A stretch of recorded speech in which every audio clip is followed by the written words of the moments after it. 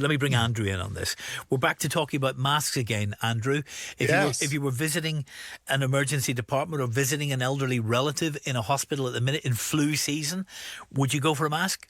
Well, I'll tell you what, the reason that history repeats itself is because we don't learn the lessons from history. And all of that has got a horrible ring about it, isn't it? You talk about super flu and you talk about unprecedented use of the word unprecedented. And here we go again. It's Edward Bernays, who was the father of PR. He always said, if you want to sell anything, fear is the best human emotion to do that. And what I would turn around and say is, well, let's look at the effectiveness of wearing masks. And there was a gold standard review, the Cochrane review. It analysed 276,000 people across 9 different trials. I was looking at this, and it found with moderate certainty, is what they said, that wearing masks in community settings makes little or no difference to lab-confirmed COVID-19, and so on and so forth. And what's happening, there's no meaningful reduction in infections. So absolutely, would it make a difference? Well, the answer seems to be from the experts, it doesn't. And we talk about trust. Well, why are surgeons wearing masks when they're doing operations in hospitals? Well, they're probably a good question, and probably the answer is they're probably wearing the mask in the right way. They're probably wearing proper masks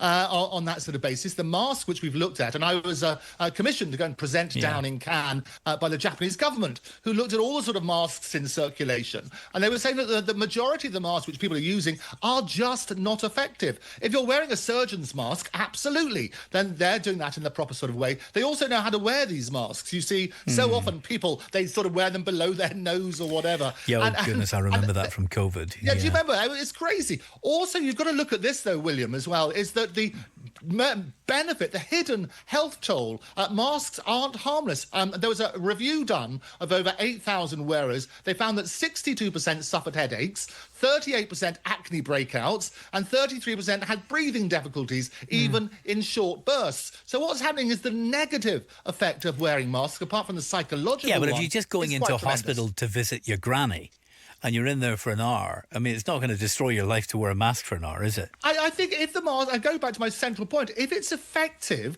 then absolutely. But the evidence suggests so far that it's not. It reduces risk. It doesn't remove it. Well, it depends. Some people are saying doesn't remove it at all, or indeed reduce it. If it's the wrong mask or not worn properly, it's going to have a negative effect. But absolutely, if it does make a difference, and you're going to save grannies' lives, haven't we heard that somewhere before? Then of course you'll do it. Now, but the evidence suggests otherwise. I just point out you're a barrister, and the NHS is made up of medical experts and doctors who are telling us that it can be helpful in these situations. And what I love as well is that in the pandemic, everybody became a virologist, didn't they? I know, I remember. Everybody suddenly became an expert. So I am a barrister, but what I do is look at the evidence. That's and what a very good barrister, Andrew. I'm not knocking you. Very good broadcaster as well.